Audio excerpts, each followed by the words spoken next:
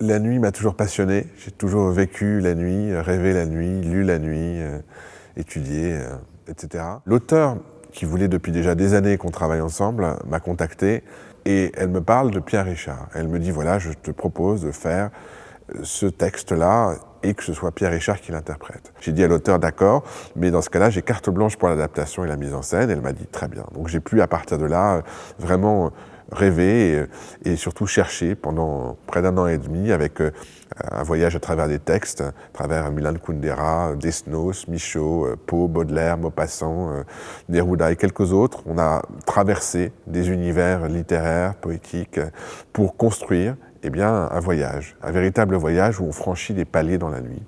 L'enjeu pour moi, c'était de donner à rêver et de provoquer un sentiment de merveilleux. Ici, j'ai vraiment voulu qu'on soit dans l'image et qu'on soit dans la tête du personnage, qu'on puisse projeter sur différentes surfaces et qu'on puisse être immergé dans l'image. Je voulais un spectacle total, c'est-à-dire où il y ait du cinéma, de la vidéo, de la musique qui a été composée spécialement pour le spectacle par le compositeur de Wim Wenders, Laurent Petitgan, qui était là pendant toutes les répétitions et qui, donc sur mesure, taillait, ajustait pour que vraiment on ait un spectacle organique.